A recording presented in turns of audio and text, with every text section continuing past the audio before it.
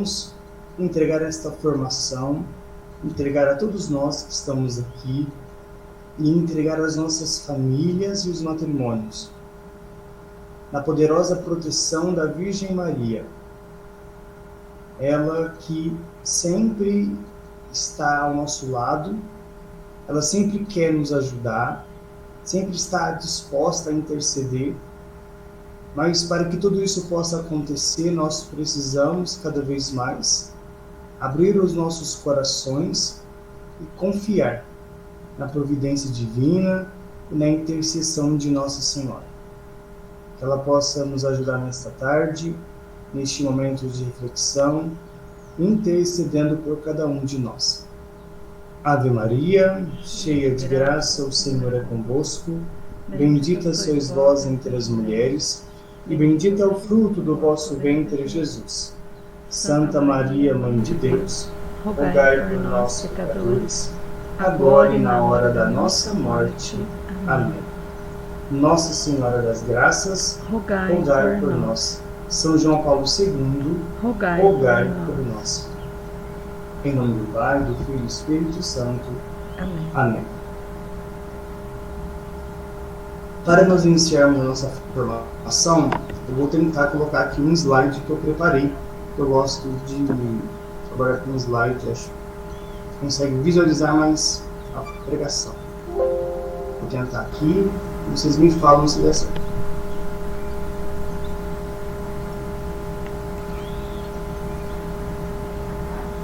Vejam para mim se entrou já no slide ou não.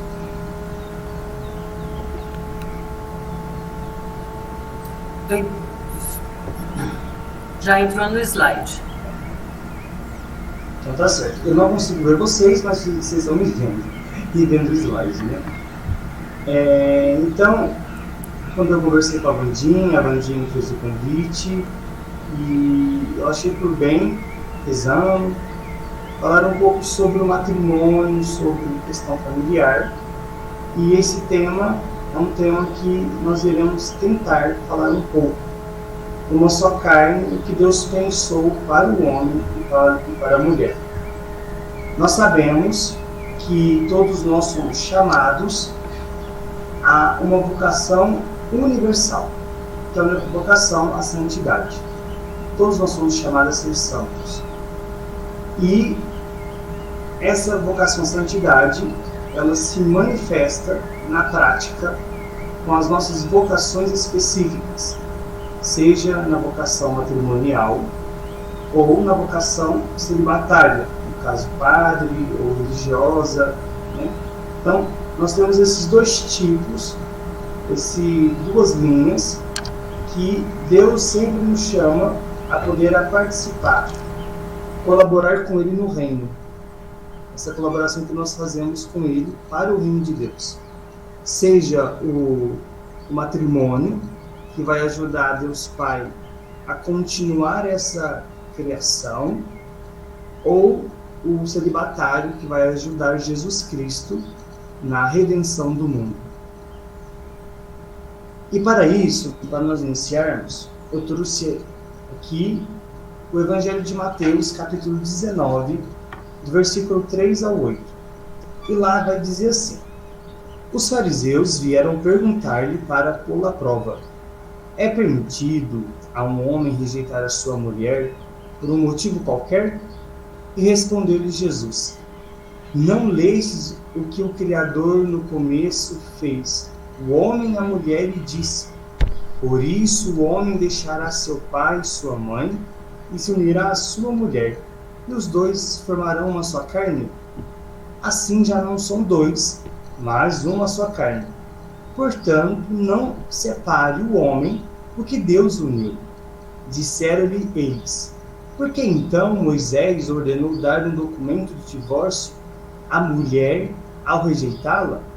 E Jesus respondeu-lhes: é por causa da dureza do vosso coração que Moisés havia tolerado o repúdio das mulheres. Mas no começo não foi assim. Aqui na narrativa de Mateus, sabemos que os fariseus querem colocar Jesus à prova.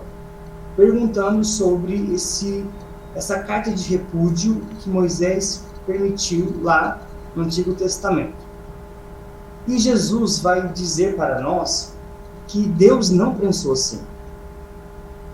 Quando aqui está escrito no começo, muito mais do que dizer que está lá em Gênesis capítulo 1, quer dizer que já estava na mente de Deus, já estava na cabeça de Deus. Que no começo, Deus nunca pensou que o homem e a mulher poderiam se separar. E assim, Jesus, fala para retornarmos, a esse começo. E a narrativa do começo que nós temos, essa narrativa da criação, que consta em Gênesis capítulo 1 ou Gênesis capítulo 2. Na narrativa de Gênesis capítulo 1, nós sabemos que Deus, ele cria as coisas. Ele cria no primeiro dia, no segundo dia, no terceiro dia, no quarto dia, no quinto e no sexto dia, Deus cria o homem e cria a mulher. E no sétimo, ele vai descansar. Numa interpretação bíblica, é muito interessante saber que Deus criou o homem no sexto dia, porque o número 6, está perto do 7. Isso para dizer que o homem está perto de Deus. Se no segundo dia Deus criou a terra, o mar, o número 1, o número 2, o número 3 está longe do 7. Mas o que está próximo de Deus é o homem. E lá, na narrativa de Gênesis capítulo 1, Deus diz assim, nesse versículo 26 a 28. Façamos o homem a nossa imagem e semelhança, que ele reine sobre os peixes do mar, sobre as aves dos céus, sobre os animais domésticos, e sobre toda a terra, e sobre todos os répteis que se arrastem sobre a terra. Deus criou o homem à sua imagem, criou imagem de Deus, criou o homem e a mulher. Deus os abençoou e disse: frutificai, disse ele, multiplicai-vos, enchei a terra e submetei-a, dominai sobre os peixes do mar, sobre as aves do céu e sobre todos os animais que se arrastam sobre a terra.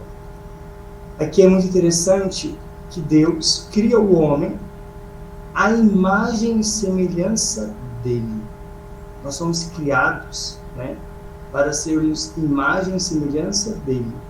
E às vezes, no nosso dia a dia, essa semelhança e essa imagem está às vezes muito afastada do que Deus pensou para nós. Mas em Gênesis 2, que é a narrativa um pouco maior, vai dizer que Deus criou o homem. Ao criar o homem, ele fala para o homem dar nome às coisas, dar nome aos animais. E aí ele fala: tenta achar para você uma auxiliar. Se nós olharmos lá na narrativa, Deus vai dizer que ele cria as coisas, e uma coisa que ele vai dizer: não é bom que o homem fique a sós. Tudo para Deus na criação, Deus criou belo, bom. Mas somente ali, quando Deus fala que o homem não fique a sós, isso não é bom. E numa interpretação bíblica, isso é interessante pensar que Deus não queria que o homem ficasse só por duas coisas. Primeiro, para o homem não se tornar egoísta, orgulhoso, ficar cheio de si. E segundo, para que ele pudesse viver o amor fraterno, o amor da doação, que a própria Trindade vive. E assim, Deus lhe cria Eva. E aí, na narrativa, vai dizer que Adão fica triste porque ele não encontra nenhum animal ali que seja algo semelhante a ele, que possa ajudá-lo. E aí também já é interessante, porque muitas das vezes nós queremos trocar os papéis dentro da família, ou os casais novos. Todo mundo conhece, algum casal novo que casa e fala: não quero ter filhos, eu prefiro ter cachorros, prefiro ter gatos. Nada contra quem tem cachorro, gato, não tem problema. Mas nós não podemos esperar de um cachorro ou de um gato aquilo que somente um homem, um ser humano pode dar, para que possa retribuir. Nós derramamos todo o nosso amor para aquele animal, mas ele não pode devolver na medida em que nós esperamos, porque ele é um ser, né, é um animal, não é um ser racional, e assim vai. Então, só para um link, só para a gente entender como hoje, infelizmente, né, as pessoas perderam um pouco nessa consciência. Mas Deus estava lá com Adão, e aí ele coloca Adão num sono, e nesse sono, está aqui, ó, o Senhor Deus mandou o homem um profundo sono, e enquanto ele dormia, tomou-lhe uma costela e fechou com a carne o seu lugar. Quando Deus colocou Adão no sono, ele tira da costela de Adão para formar a mulher, e ele fechou com a outra carne. Ele só fecha. Isso é muito bonito, porque ele não cicatrizou aquilo que ele tirou, só fechou. E depois nós vamos entender que quando essa cicatriz só vai cicatrizar, né? Porque quando o homem e a mulher se casam no matrimônio, no sacramento do matrimônio, aquilo que foi tirado de Adão, da carne, do homem, no sacramento é colocado novamente. E aí sim Deus vai cicatrizar. E aí eles vão se tornar uma só carne. Porque a mulher está ali, ó, enxertada dentro do homem. Isso é muito bonito nós entendermos. E aí Deus tira da costela de Adão, forma a mulher, e quando a mulher acorda, levou para junto do homem. E aí Eva, não ao acordar, Eva olha para Adão. Ela não olha para Deus. E Adão, quando foi formado, ele olha para Deus. E Eva não. Eva é olhada, ela olha, né? Primeiro abre os olhos, ela olha para Adão. Porque Adão, ele tem a missão, o homem tem a missão de transmitir essa imagem e semelhança de Deus. A mulher, ele não foi preciso olhar para Deus, porque ao olhar para Adão, ela já estava vendo Deus dentro de Adão, né? Isso é muito bonito. Mas vamos lá. E aí, ela tirou a mulher, o homem fica muito feliz, ele diz: ossos dos meus ossos e carne de minha carne. E ela será chamada mulher, que foi tomada do homem. Por isso o homem deixa o seu pai e sua mãe para se unir à sua mulher, que já não são mais uma só carne.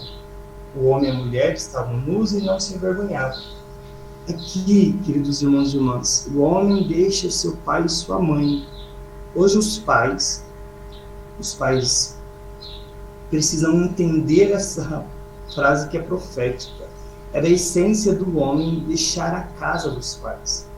Hoje nós sabemos que os pais acabam criando os filhos para si, numa redoma, e não querem deixar os filhos se lançar na vida, crescer na vida, às vezes estudar fora. Nós sabemos de famílias que, infelizmente, os pais criaram um filho para ficar dentro de si, dentro deles. E isso não é algo que Deus pensou para nós. Deus pensou que nós pudéssemos sair do seio da família para seguir a nossa missão, seja numa vocação específica, ali, sendo padre, ou pelo matrimônio, se unir a uma outra mulher, ou a mulher se unir a um outro homem. Então Deus criou o homem e a mulher. Ali está toda a verdade da criação.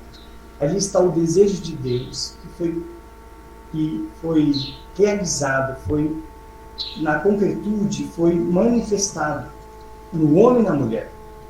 Mas nós sabemos que, infelizmente, depois que Deus criou o homem e a mulher, Deus deu para eles o paraíso era para eles, e eles não souberam lidar com a sua liberdade.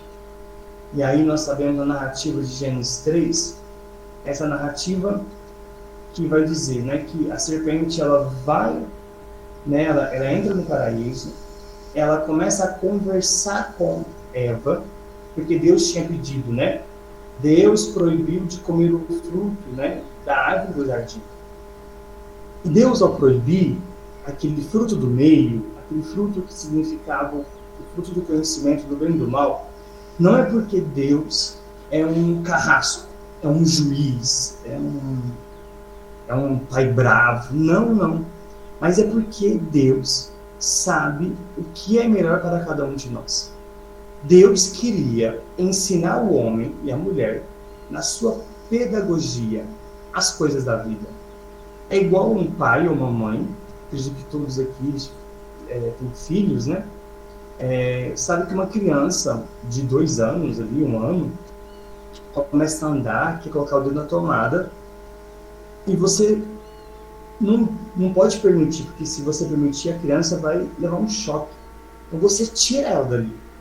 Ao passar do tempo, você vai explicar para ela. Vai dando o conhecimento. Ali você não pode pôr o dedo. Ali faz mal para a tua saúde. É assim que vai a pedagogia da vida.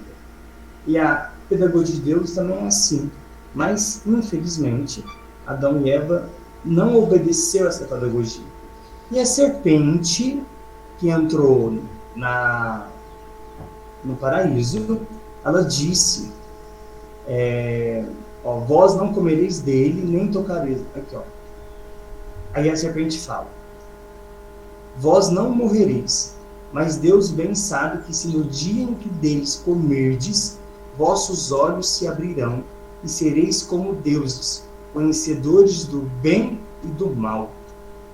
Essa é a nossa maior tentação de todo ser humano, quando nós escolhemos o pecado, ou quando nós vemos o pecado bater na nossa porta, e a gente, pela nossa liberdade, abraçamos o pecado, porque nós queremos ser Deus de nós mesmos. Esse é o pecado de Adão e Eva, não é a maçã que eles comeram, mas esse fruto significa querer ser Deus deles mesmos. Quando nós escolhemos o pecado, nós tiramos o Deus do centro e nós queremos sentar na cadeira do rei e comandar a nossa vida.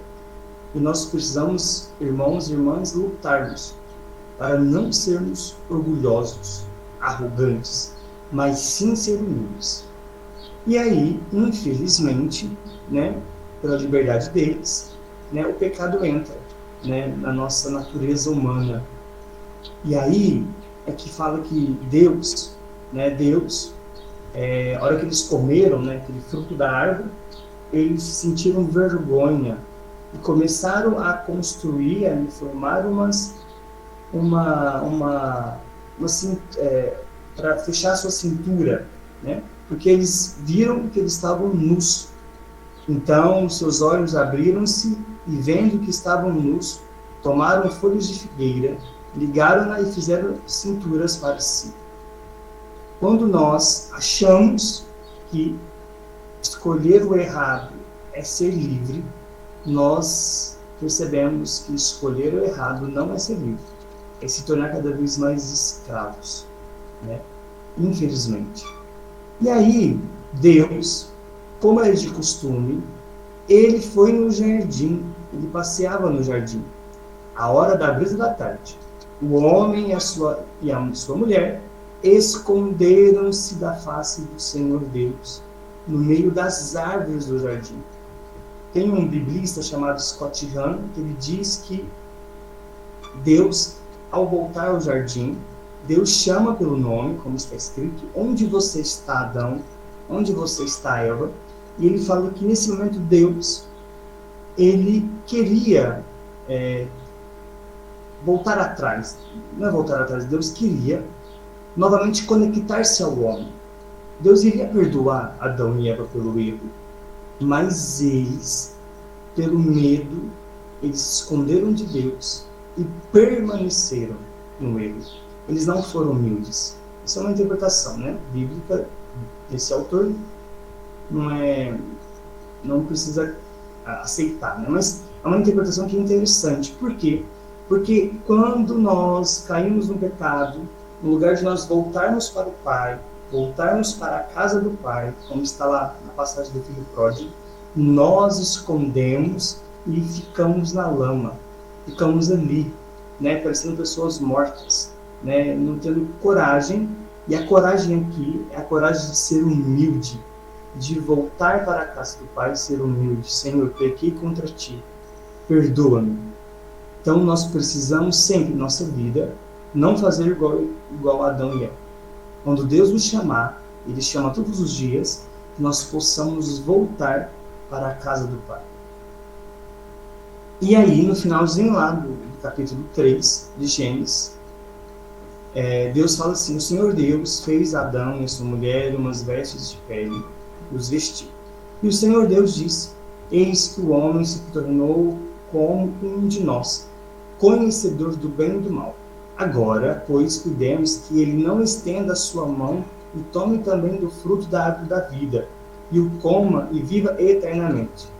O Senhor Deus expulsou do jardim do Éden, para que ele cultivasse a terra onde tinha sido tirado.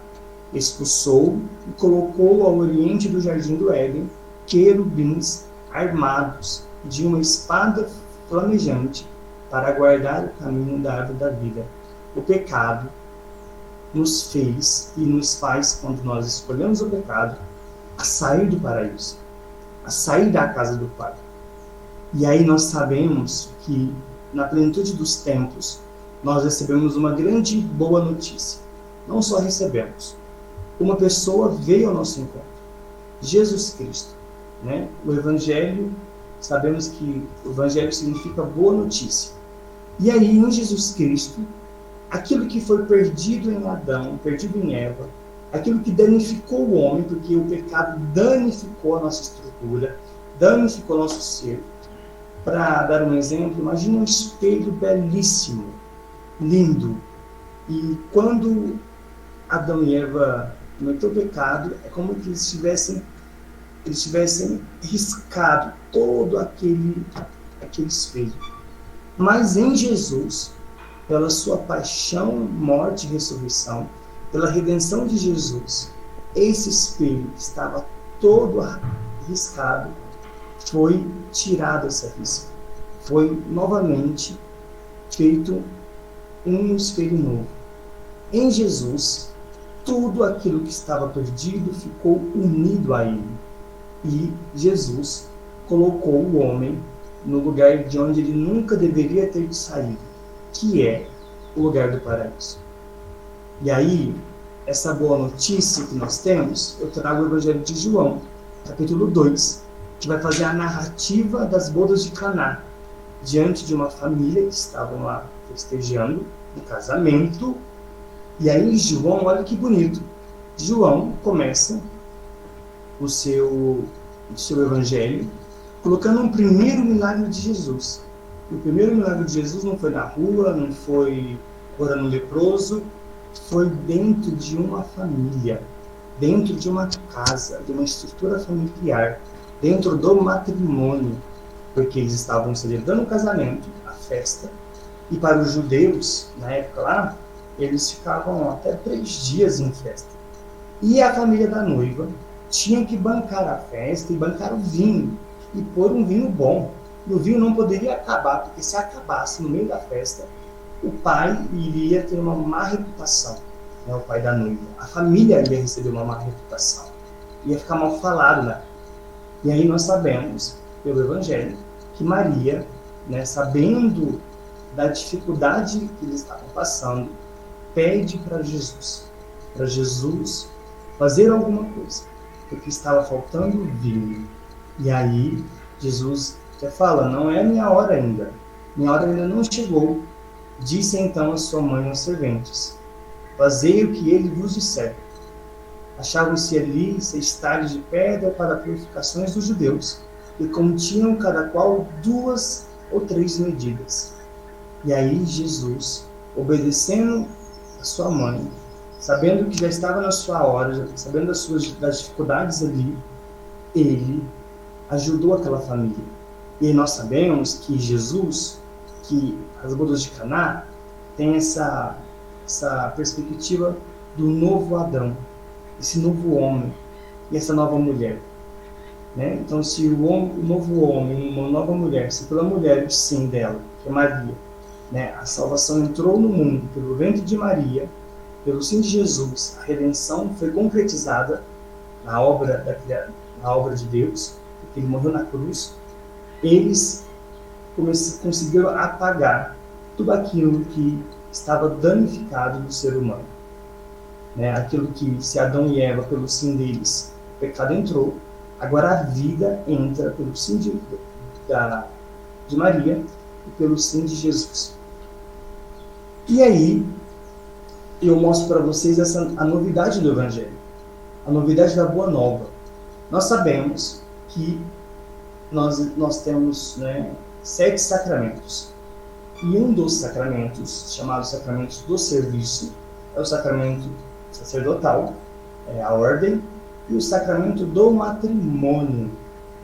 E no sacramento do matrimônio, né, depois nós vamos ver que ele foi preservado, aquele matrimônio natural, aquela união natural, foi preservada por Deus, depois foi elevada a sacramento. E aí eu trouxe essas 2 imagens, por quê? Porque eis um noivo e a sua esposa. Como que aconteceu o casamento de Jesus com a sua igreja, com a sua esposa? Foi aqui, nessa cruz, quando ele morreu, quando ele se doou, todo, né, o pacote completo ali, né, da paixão, morte, né, que resultou na cruz. Ali estava o noivo, sofrendo, mas amando pela tua esposa, amando ela. E aqui nós temos, né, o noivo, do lado aqui meu direito, quando Maria pega Jesus no braço. Aqui uma visão bonita, porque é um noivo nos braços da sua esposa, porque a igreja de Maria, João e a outra Maria representa a igreja. Então a igreja ali nessa união com o esposo e com a esposa. E essa união concreta, né, essa união de amor, que nós podemos fazer a pergunta: o que Deus pensou para o casamento cristão, para o casamento católico, né? Se falar cristão, né, amplia, né? Por isso que eu pensei. Para o casamento católico, o que Deus pensou para nós, né? Para o homem e para a mulher? Que eles pudessem, né, nascer, viver, crescer e sair do seu lar para também se unir a um outro homem ou a uma outra mulher. E ali viverem o amor. E aí, essa vivência do amor, nós sabemos que, para falar do matrimônio, poderíamos falar tantas coisas, né? Tem muitas coisas que pode falar. Mas aqui eu vou tentar focar mais no amor, né? Nessa relação do amor do matrimônio. Então, o que Deus pensou para o matrimônio? Está ali em Efésios, capítulo 5, do 21 a 32. Pode, né, depois ler inteiro. E lá, Jesus, São Paulo vai exortar a comunidade de Efésio para falar para eles como que um casal deveria viver, como que deve ser essa união do casal.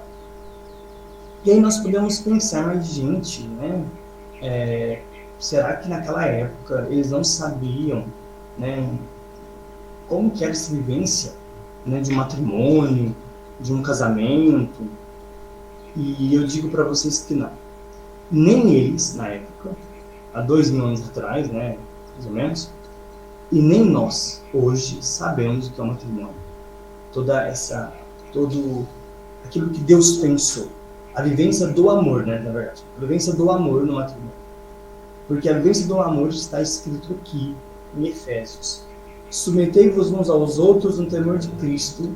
As mulheres estejam sujeitas aos maridos, como ao Senhor. Porque o homem é a cabeça da mulher, como Cristo é a cabeça da igreja e o Salvador de todos. Como a igreja está sujeita a Cristo, estejam as mulheres em tudo sujeitas aos maridos. E vós, maridos, amai vossas mulheres como Cristo amou a igreja e se entregou por ela. Como que um esposo deve amar a tua esposa? Deve amar se entregando por ela. Essa palavra de entrega tem um sentido também de doação. Poderíamos dizer, se doando por ela. Ele precisa, o casal precisa entender que na união deles, a união deles precisa ser vivida diante de uma doação. Cada um precisa doar-se, precisa morrer um pouco para si, para que o outro possa ter vida. E aqui temos uma parte que algumas mulheres não gostam, né, de ler, achar isso meio ruim, quando fala que as mulheres sejam sujeitas aos maridos, né? Claro que esta sujeição, nós temos que compreendê-la bem. Aqui, São Paulo quer dizer que a mulher precisa ser sujeita ao marido, ser submissa ao marido. Se o marido estiver cumprindo o papel dele, qual que é o papel dele? O papel dele é de ser outro Cristo para ela. Então, o marido precisa ser um outro Cristo para a esposa, e assim a esposa, como resposta, vai estar sujeita a ela. E essa sujeição não é para o marido mandar na esposa, não é para viver uma relação de escravo, nada disso. Mas essa sujeição é de saber que a mulher, como a igreja é também, né, ela deve ser protegida pelo seu esposo. O esposo precisa guardar a tua esposa. Ele precisa lutar pela tua esposa.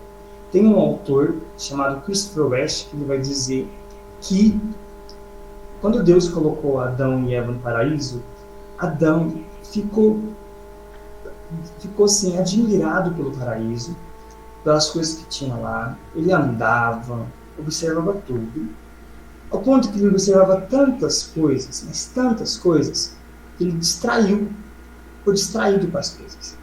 Estavam fora ali.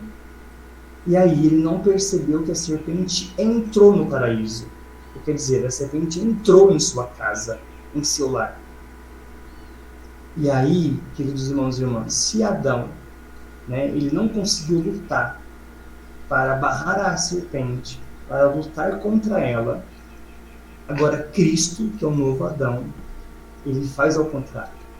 Ele defende a tua esposa, ele defende a igreja, ele protege a igreja, ao ponto que ele morreu pela igreja. E é assim que em casa, o esposo e a esposa, o esposo precisaria viver junto com a esposa, proteger a sua família. E essa serpente, hoje, ela tem nome. Ela tem nome de ideologia, de propagandas que a gente percebe pelos filmes e pelas novelas que tenta ferir a família, ferir o matrimônio, com ideias todas atrapalhadas. E assim, o pai e a mãe precisam defender a sua família. E o esposo precisa defender o seu matrimônio, a sua casa. Então, o amor está a resposta de como deve viver um casal. Viver no amor, mas num amor chamado a entregar-se um para o outro.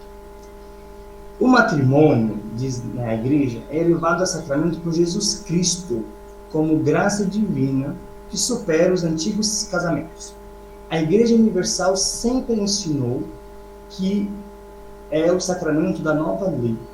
O matrimônio representa essa aliança. Matrimônio como sinal de aliança de Deus, sua compreensão sacramental. Então, o que quer dizer? Quer dizer que mesmo lá com o pecado de Adão e Eva, a união do homem e da mulher não foi perdida, não foi perdida na história. E que em Jesus,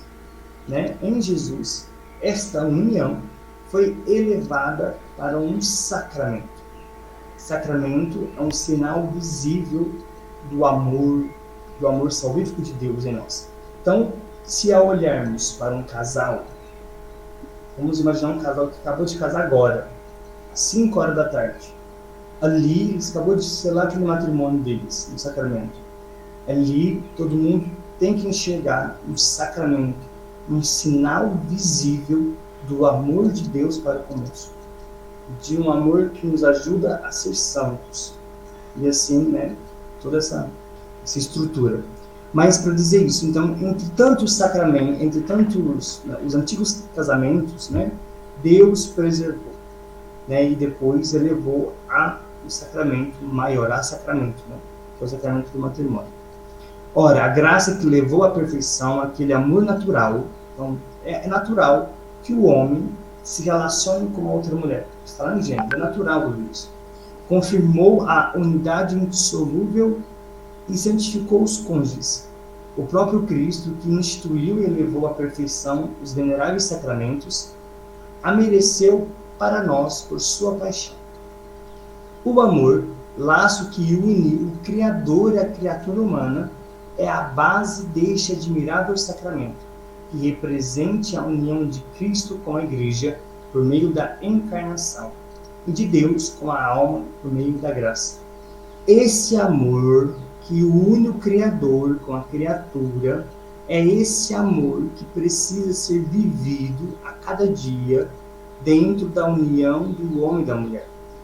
E aí nós podemos perguntar, mas que amor que é esse? Né? Que amor?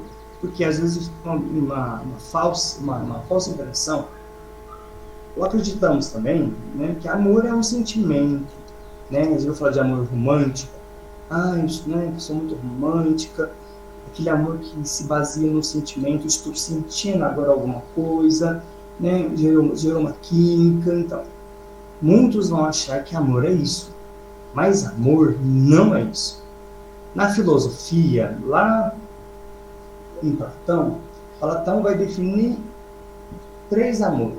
Ele vai mostrar, né, sobre 3 características do amor. O amor eros. Esse amor eros, nós temos uma compreensão que é somente pela visão erótica, né? Mas não é somente isso, né? Esse anseio que todos nós temos, nós temos um anseio no nosso coração, né, de buscar algo, que nos impulsiona para algo, né? Também esse amor eros tem esse significado. Mas nós precisamos, aqui, essa explicação que eu estou dizendo, nós temos que passar do nosso amor, que é eros, né, purificá-lo, amor filia, assim, do amor, um amor de amizade, um amor de companheirismo, para o amor ágape. Isso aqui eu disse para vocês, o amor, esse amor que é o laço que une Cristo à criatura humana, então esse amor que deve ser vivido entre o casal, é esse amor aqui, é esse amor ágape, que precisa ser vivido, né, dentro do matrimônio. Amor ágape é um amor sem interesse, é um amor sem esperar nada do outro, né? Claro que, gente, isso é um processo, né, que vai anos e anos, mas precisamos, não só o casal, todo mundo, né, viver esse amor sem esperar nada das pessoas. Por isso que eu pus aqui Madre Teresa, que é um grande exemplo, né, para todos nós. E nós temos que entender também que o amor é um condutor para fora. Então, se o amor não é sentimento, o amor não é sentimento, não é emoção, o que é o amor? O amor é sacrifício. O amor é ágape. O amor é doação de vida. Por isso que uma das crises que nós temos hoje, seja para a vocação celibatária do matrimônio, né, porque muitos jovens não querem ser padre, nem freira, também não querem casar, não é porque está diminuindo, porque Deus parou de chamar. Não é culpa de Deus, não. É porque nós, né, o homem e a mulher hoje, o jovem hoje, não quer mais doar a vida. Não quer ficar em casa, quer ficar no comodismo, quer ficar ali, ó, recebendo tudo das mãos do pai e da mãe. Por isso, gente, que Jesus ele é belíssimo, né? Quando ele falou no Evangelho de Mateus, capítulo 16, versículo 24. Quem quiser ganhar a tua vida, deve perdê-la. Quem quiser guardar a sua vida, né? Quem quiser guardar a sua vida, quem ganhar a sua vida, quer ganhar a sua vida, Você tem que perder a sua vida. Se você quer ganhar a sua vida, você tem que perder ela. Se você quer guardar a sua vida, então você vai ficar dentro desse fechamento. Nós temos que entender que a vida cristã é uma vida de arriscar-se, é uma vida de doação, é uma vida ali de perder a vida, perder para ganhar. Essa é a pedagogia do Evangelho, né? É perder para ganhar. Quando eu não consigo perder, né, eu não estou ganhando. Nós somos chamados, né, a nossa vocação, a nossa essência, a vocação ao serviço, a vocação de ir ao encontro do outro, né? Por isso que eu fiz essa frase, que o amor é um condutor para fora. Essa coisa de ficar assim, temos que amar a nós mesmos, ir no espelho e falar, eu me amo. Gente, isso é coisa platônica, isso é coisa só da mente. Só para satisfazer a nossa cabeça, a nossa razão. Mas não satisfaz o nosso coração, o nosso ser. O amor, ele se manifesta na doação, né? Doando ali, cada um sabe onde pode doar um pouco o teu amor, né? O amor. É ali que nós vamos ficando mais ricos, né? Então, entender isso. E por fim, diante de tantas crises e dificuldades que sabemos que as famílias passam, hoje o casal passa, eu trouxe essas duas imagens, essas frases. Sabemos que na missa, o padre, quando ele levanta o corpo de Cristo, né, depois das intercessões, ele vai falar por Cristo, com Cristo e em Cristo. E quando tivermos alguma dificuldade, né, vocês como casais, né, eu conheci algum outro casal, tem uma dificuldade, não tem muita paciência, está passando por alguma tribulação, né, fale para ele, eu para vocês também, nós possamos, né, olhar, né, para quem é casado, falar, eu vou te amar por Cristo, com Cristo e em Cristo. E aí nós vamos entendendo que Deus vai dando suporte, Deus vai dando a graça. Quando eu permito Deus agir dentro de mim. Nós não podemos ficar fechado em nós mesmos, achando que nós mesmos vai nos bastar, que eu fico no meu mundinho. Não. Eu tenho que me abrir para Deus. E para abrir para Deus, eu preciso vencer um pecado que todo mundo tem, que é o pecado do orgulho, né? Que é essa estrutura do orgulho de se fechar, de achar que somos grandes demais. E sabemos que nós não somos grandes. A maior crise do homem é achar que ele é Deus. Quando eu entendo que eu sou criatura, filho de Deus, mas sou criatura, e Deus é Deus, eu sou criatura, a vida anda que uma beleza. Porque eu sei o lugar de Deus e eu sei o meu lugar. Santa Teresa vai dizer que o que nos cansa é sempre ficar fora da graça de Deus, é ficar fora de Deus. Então, aquilo que mais cansa a gente é ficar fora de Deus.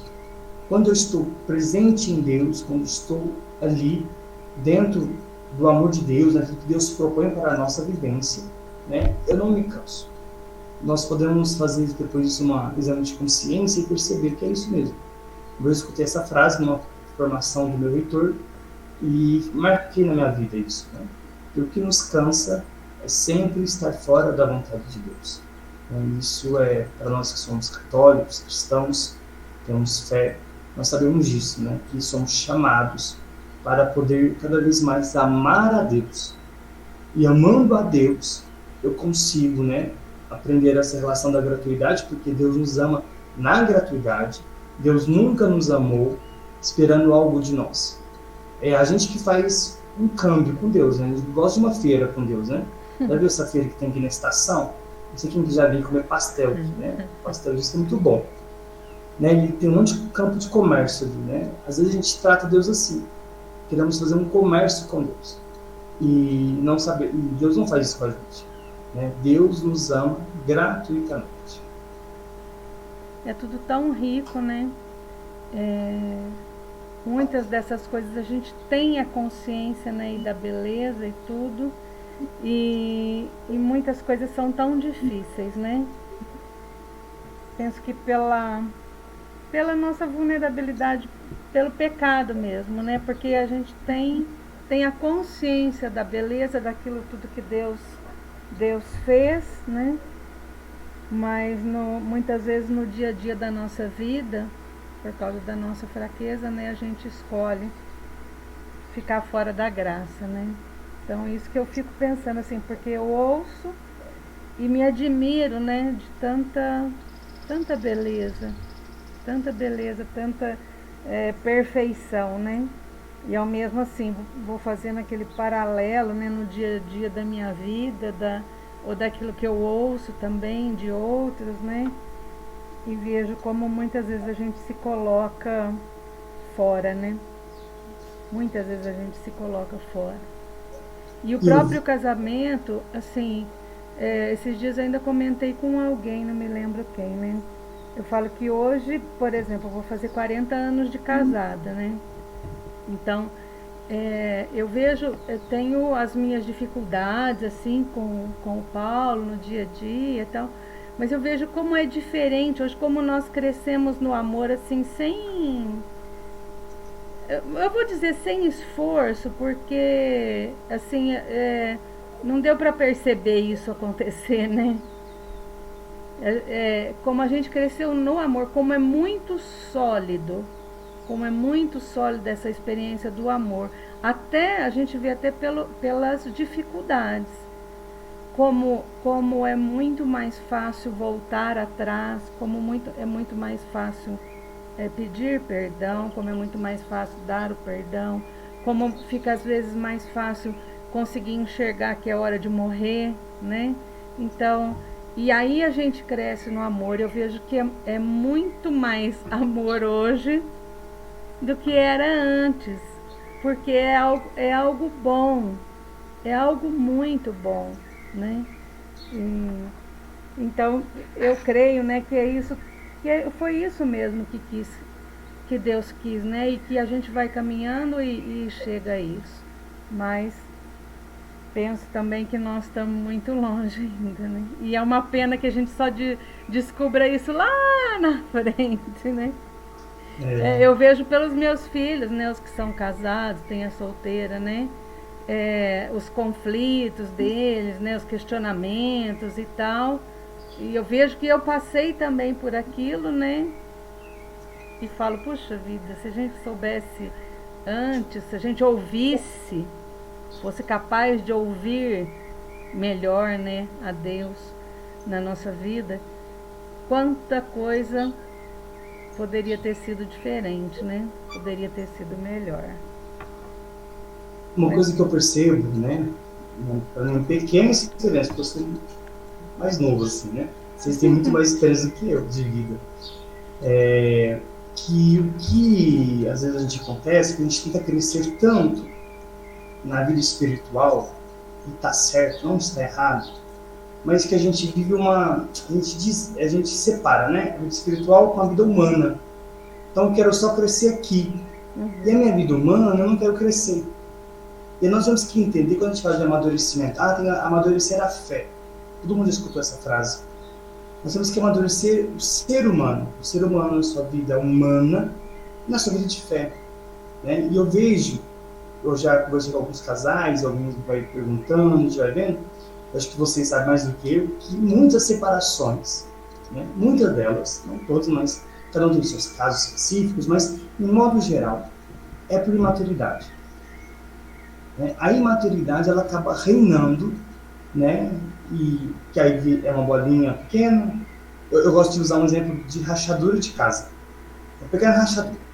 Aí você não vê a rachadura ali, não. Ela começa a crescer. Ela cresce. A hora que você vê, vem um vendaval, uma chuva, derruba a casa. Acabou. Né? Então, assim, nós temos que sempre aprendermos, né, juntos, crescer humanamente e crescer na fé. Nós não podemos separar isso de nós, sabe? Vejo que isso é fundamental para a vida cristã mesmo.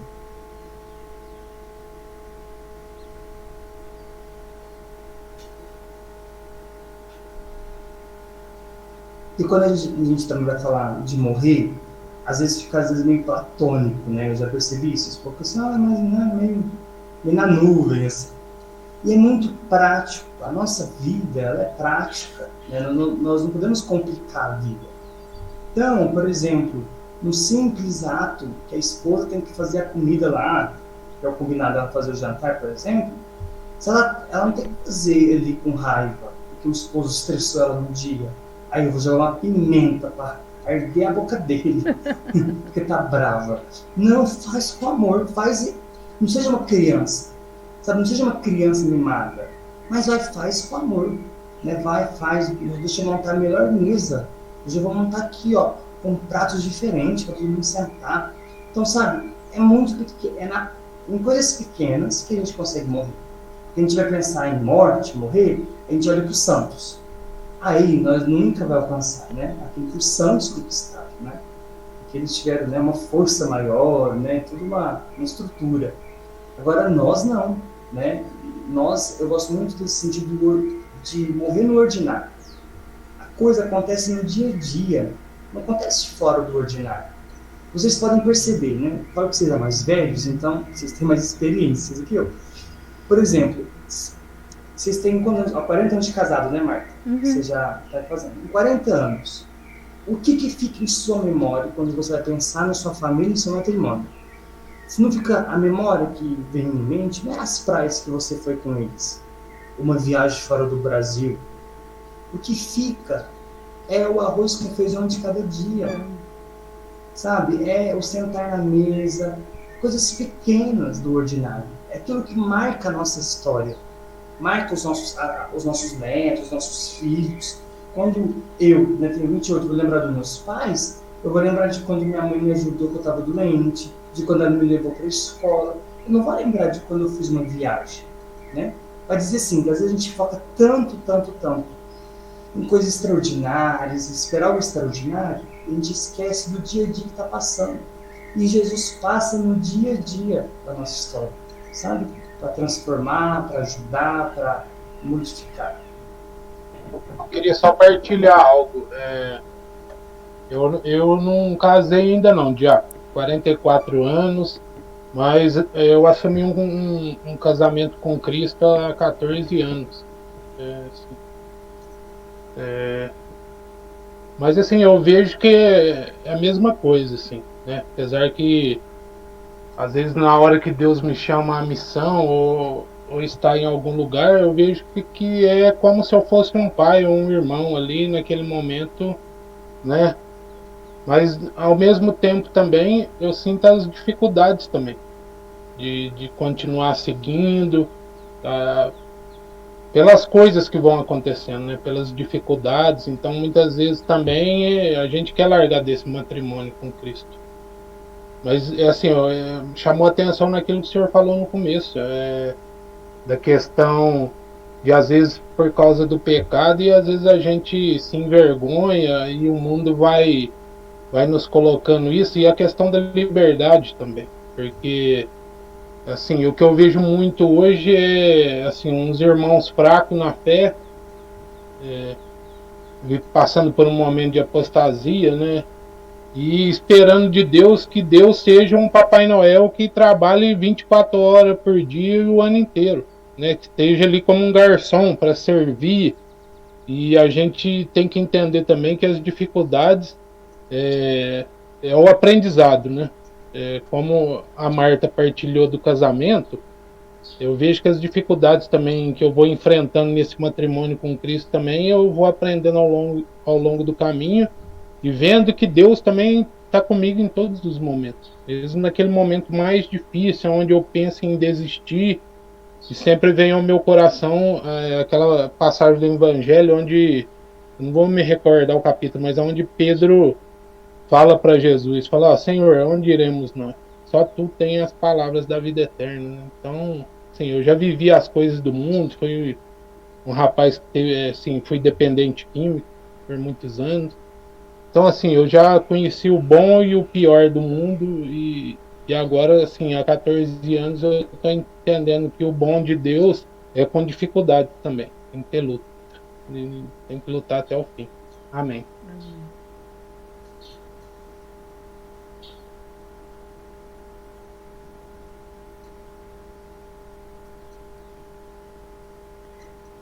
Eu queria só outra coisa também. Tem um livro do Padre Jonas, eu sempre falo desse livro, que foi o que fez muita diferença no meu casamento num determinado momento, além das muitas outras coisas, né? Muitas outras contribuições de Deus. Tem um livro do Padre Jonas que é bem antigo, que chama Homem e Mulher em Sintonia. E ele fala desse papel do homem. A leitura desse livro para mim foi fundamental para compreender esse homem como cabeça. E eu trouxe isso para minha vida, me lembro assim perfeitamente, tanto que eu sempre gosto de indicar esse livro, né? Eu acho que ele foi até reeditado, porque ele dá essa visão tão clara assim do que é o homem como cabeça, né? E como é importante que nós também, tanto eles, né, os esposos, né, possam assumir esse papel, e como é importante para nós também assumir esse papel de que esse reconhecimento de quem, né, esse esposo é dentro do casamento. Homem e Mulher em Sintonia chama. Eu vi uma vez um comentário dizendo assim, eu achei interessante, que nós não podemos, o matrimônio não pode ser vivido como pregam por aí, com essas ideologias, por exemplo, uma ideologia que chama marxismo. Marxismo vai falar da luta de classes, né? E às vezes a gente coloca isso para o matrimônio, onde que o homem e a mulher ficam lutando para ver quem é o melhor, para ver quem vai ganhar mais dinheiro, para ver quem vai ter mais cursos, ou mais pós, ou mais mestrado. Gente, isso não é matrimônio. Matrimônio não é luta de classes, né? É uma doação que vai, sabe, uma doação diária, que eu sei que não é fácil, né? Vocês há 40 anos sabem que não é fácil. Mas eu vejo muitos jovens, né, que são casados, vivem nessa mentalidade. Por exemplo, eu falo isso no grupo de noivo, eu falo assim, olha, vocês vão casar, se vocês forem querer ficar juntos para dividir, para cada um ter seu dinheiro, eu pago minhas contas e você paga as suas. Ao ponto que se eu precisar de dinheiro, você pode me emprestar? Que matrimônio que é isso? É melhor vocês ficarem solteiros. Fica solteiro que é melhor, nem casa. Né? Por quê? Porque o matrimônio, na prática, a união, quando a gente fala uma só carne, né, é poético, é bonito, mas isso na prática é viver junto, né? É partilhar o dinheiro junto, é partilhar o sofrimento junto, as alegrias. Eu conheci um casal lá perto de São Paulo, no congresso que eu participei uma vez, que eu estava perto deles, nós estávamos numa rodinha, e ela estava falando que eles casaram, tentaram ter filhos, e não conseguiam. Ela ficou frustrada, eles eram de igreja. Aí um padre, né, ajudou muito eles no processo, porque ela descobriu que o esposo não poderia ter filhos, tinha dificuldades. Aí o padre ajudou, e eles adotaram 4 de uma vez só. Pra vocês verem, né, a coisa. E ela fala, né, que quando perguntam para eles, mas por que vocês não podem ter filhos? Aí ela fala, porque quem que não pode? Ela fala, nós não podemos. Ela falou, eu nunca falo que é meu esposo. Nós não podemos ter filhos. Então, isso é uma só carne, né? Na prática, a vivência está aí. Então, ela é muito prática, né? Não é tão, né, poética e platônica, né? Eu acho que nós podemos encerrar, então, né, Diácono? Espero que a gente tenha oportunidade, muitas oportunidades aí para frente ainda, né, de você trazer, compartilhar conosco, né, tudo isso que você tem aprendido, tudo isso que você tem vivenciado também, né, não é conhecimento, né, principalmente agora, né, na prática, já com tantas pessoas, né, que você tem convivido, né, já na sua missão. Nós te agradecemos a sua contribuição, gente, dizemos assim, que a gente escuta aqui, mas que a gente continua, né, refletindo sobre tudo isso, que tudo isso completa tudo aquilo que Deus tem nos falado através das tardes de reflexão, também da escola de formação. Isso vai acrescentando aquilo que Deus tem nos falado, né? Então é muito bem-vindo, né? É muito bem-vinda a sua fala, e que Deus te abençoe na sua missão, nesse tempo e no tempo que há de vir, viu? Obrigado. Muito obrigada. Peço que rezem por mim, né, pelas votações, né? Se Deus quiser, ano que vem eu já serei ordenado padre. Eu acho que no primeiro semestre, no começo do ano mais ou menos, acho que vai dar certo. Então rezem por mim. Deus quiser. Obrigada, Deus abençoe. Já podemos rezar então agora pedindo a Nossa Senhora, né, que estava lá naquele casamento, né, naquele lugar. Pedimos a Nossa Senhora por nós, mas pedimos também por você, diácono, né, que Maria interceda por você em tudo aquilo que for a sua necessidade, para se encontrar, para viver mais em comunhão com o Senhor, para viver a sua missão, que você possa sempre mais, né, ter forte no teu coração o sentido de tudo isso, para que o Senhor te chamou, a sua vocação. Ave Maria, cheia de graça, o Senhor é convosco. Bendita sois vós entre as mulheres, bendito é o fruto do vosso ventre, Jesus. Santa Maria, Mãe de Deus, rogai por nós, pecadores, agora e na hora da nossa morte. Amém.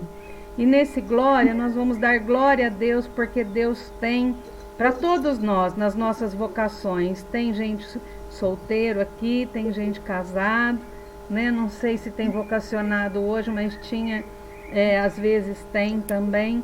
Nesse glória nós damos glória a Deus, porque Ele nos sustenta, Ele está de fato no meio de nós. Glória ao Pai, ao Filho e ao Espírito Santo, como era no princípio, agora e sempre. Amém.